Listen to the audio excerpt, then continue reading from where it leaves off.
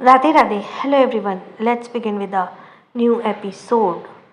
तो प्लीज़ जो एपिसोड पे नए हैं या जिन्होंने अब तक सब्सक्राइब नहीं किया प्लीज़ जल्दी से करें और एपिसोड को लाइक करें, बेल आइकन दबाएं जिससे कि आपको उसका नोटिफिकेशन मिलता रहे। So let's start.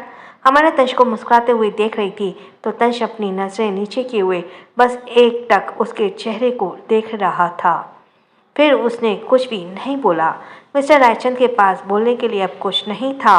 फिर भी वह समझ नहीं पा रहे थे कि आखिर क्यों वह नहीं चाहते कि अमायरा तंश के साथ रहे। पर ज़्यादा सोचने पर उन्हें थोड़ा थोड़ा समझ में आ रहा था कि उन्हें डर है तंश अपने गुस्से में एक दिन अमायरा को ना मार दे, क्योंकि उन्होंने तंश को किसी को मारते हुए देखा था और वह चीज़ वह भी अभी भी भूल नहीं पा रहे थे। अमायरा ने जब देखा कि उसके डैडी सामने से नहीं हट रहे हैं तब वह उनके हाथ को पकड़कर उन्हें विश्वास दिलाते हुए मुस्कुरा कर बोली, डैडी मैं आपको विश्वास दिलाती हूँ कि ये वैसे ही कुछ भी नहीं करेंगे। अगर उसने सच में मुझे धोखा देने की कोशिश की या मुझे मारने की कोशिश की तो मैं सच में आपके पास आ जाऊंगी। यह सुनकर तंश उसे खा जाने वाली नज़रों से देखने लगा तो अमायरा उसकी तरफ बिल्कुल नहीं देखती। मिस्टर रायचंद ने फाइनली गहरी सांस लेकर कहा, ठीक है, मगर अगर यह आदमी तुम्हें परेशान करे तो मुझे बताना, मैं उन्हें छोड़ूंगा नहीं। हमारा तिरछी नज़रों से तंश को देखती है और घूरते हुए मिस्टर रायचंद से बोली, क्या आपको लगता है कि आप उसे सबक सिखा सकते हैं? मिस्टर रायचंद ने बोलती बंद हो गई। वह नाराजगी से दूसरी तरफ देखने लगे। तंश अमायरा को लेकर जाने लगता है। तभी मिसेस जिंदल तंश के हाथ पकड़ नाराज होकर बोली, तुम क्या कर रहे हो? क्या तुम उसे इस हालत में भी अपने प्राइवेट विला लेकर जाओगे? वहाँ पर कोई भी नहीं है। तुम्हें तो अपने विला में नौकर रखना भी पसंद नहीं है। वह एक साथ 5-5 बच्चों को कैसे संभालेगी? इस्माइली भले ही समझदार है मगर अभी भी वह बच्ची है। ऊपर से वे चारों भी बहुत छोटे हैं। तंश जय की तरफ घूर कर देखता है तो जय हंसते हुए आगे आकर बोला, मॉम चिंता मत कीजिए, हम सभी साथ जा रहे हैं। यह सुनकर मिसेस जिंदल गुस्सा करके बोली, पर क्या तुम लोग चाहते हो कि मैं मेरे पोते से दूर रहूं और अकेली रह जाऊं? मैं भी उसे अपने गोद में लेकर उनके साथ खेलना चाहती हूँ। मगर तंश बिल्कुल भी नहीं रुकता। वह त्रांश को अच्छे से गोद में लेता है और डेविल स्माइल करके बोला, मॉम आपको मेरे बच्चों के साथ खेलने की ज़रूरत नहीं है, क्योंकि इस उम्र में वह सिर्फ आपको परेशान करेंगे। और किसने कहा आप यहाँ खेली हैं? मिस्टर जिंदल है ना आपके साथ खेलने के लिए। उसकी बेशर्म भरी बातें सुनकर मिसेस जिंदल ने साथ मिसेस रायचंद का चेहरा भी लाल हो जाता है। वह दोनों ही नहीं बल्कि बाकी सब तंश को ही गुस्से से घूर रहे थे। अमायरा अपना मुंह खोलकर तंश को देख रही थी। वो उसके कंधे पर मारते हुए धीरे से बोली, क्या तुम्हारे अंदर शर्म नहीं है?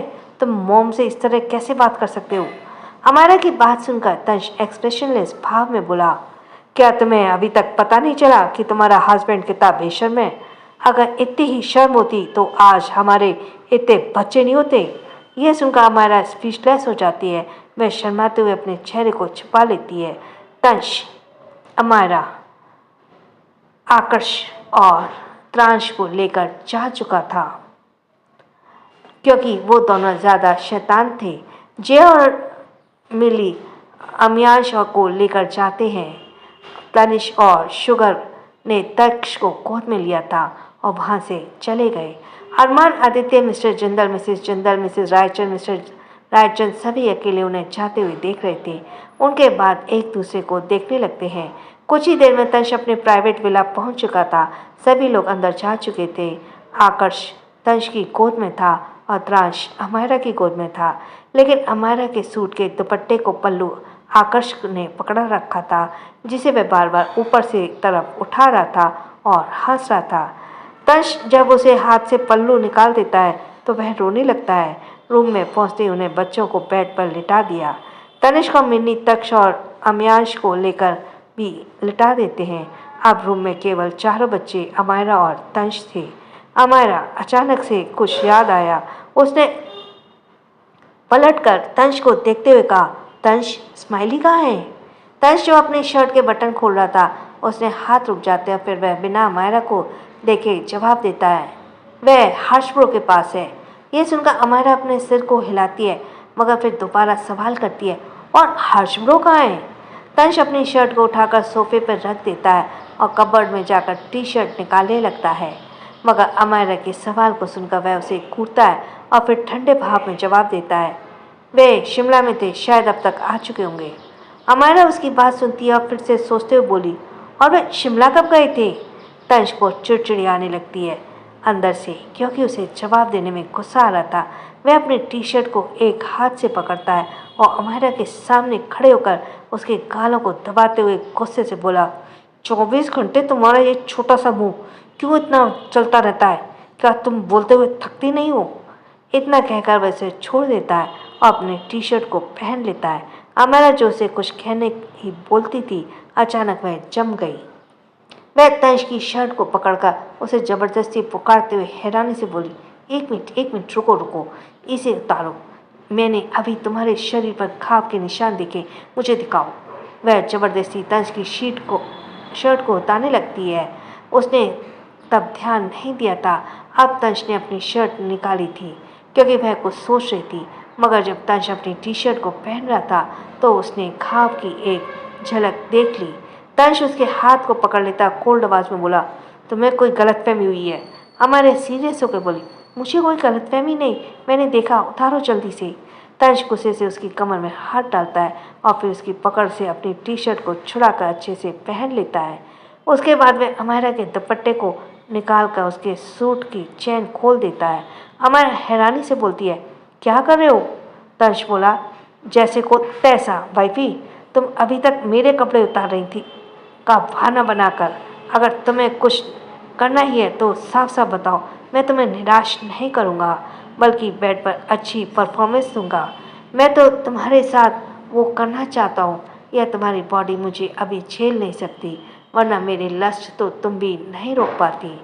अमायरा जल्दी से उसे खुद दूर कर देती है और अपने दुपट्टे को अच्छे से ओढ़ते हुए मुंह बनाकर बोली, बहुत मत बदलो, मैंने देखे। तंश उसके और करीब जाते हुए अपने दांत को उसकी गर्दन पर रख देता है और जोर से काट लेता है। आहा! अमायरा दर्द भरी आवाज में चिल्लाती है, फिर तंश के कंधे पर मारते हुए बोली, क्या कर रहे हो तुम? बिल्कुल शैतानों जैसी हरकतें करते हो। अब क्या मेरा खून पियोगे? इतना कहते हुए खुद को तंश से दूर करने की कोशिश करती है, मगर तंश अपनी दांतों को उसकी गर्दन पर और भी ज्यादा गड़ा देता है। अगले ही पल उसे अपने मुंह में थोड़ा सा खून का टेस्ट आया तो वह अपनी जीभ को उसे लिक करते हुए गहरी आवाज में बोला, अगर तुमने दोबारा मेरी टी शर्ट निकालने की हिम्मत की ना, तो मैं क्या करूँगा मुझे भी नहीं पता होगा। इतना कहकर वह अजीब तरीके से मुस्कुराता है, उसके गालों के पकड़ लेता है और उसकी आंखों को देखते हुए वहाँ से जाने लगा। अमायरा जल्दी से शीशे के सामने खड़ी हो गई और अपने गर्दन को तंश के बाइट में किए हुए निशान को देखकर रोनी सूरत बनाकर बोली, तुम शैतान कहिए, एक दिन तुम ऐसे मेरा खून पी जाओगे।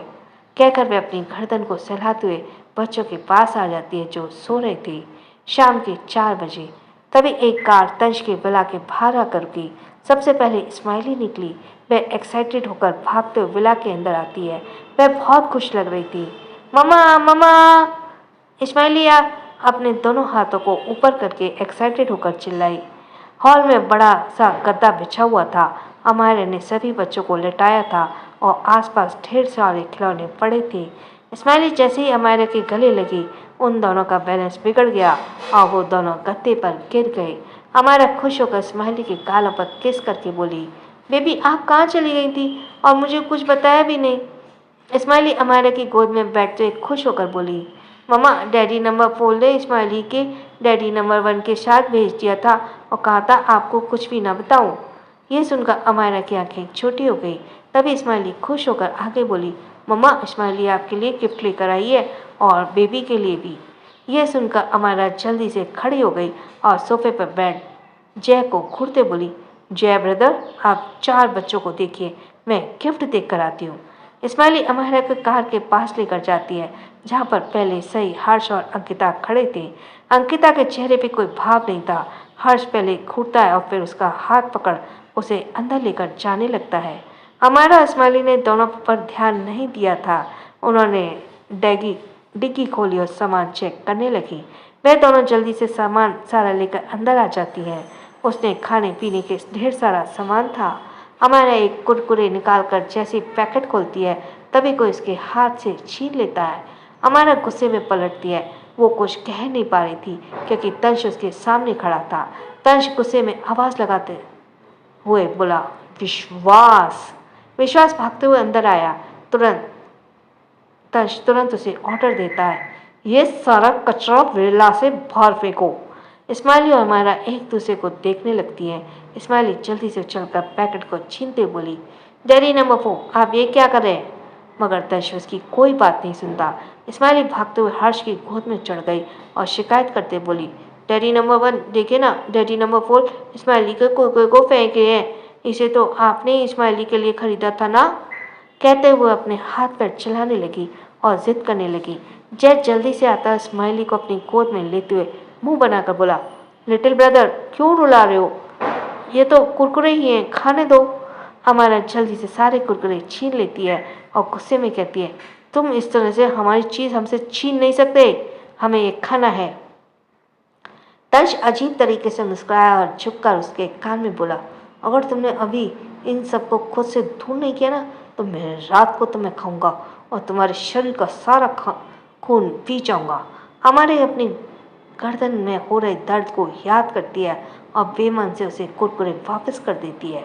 उसने तंश की तरफ दोबारा नहीं देखा और इस्माइली के साथ सभी बच्चों के पास आ गई। उसने त्रांश को गोद में ले लिया।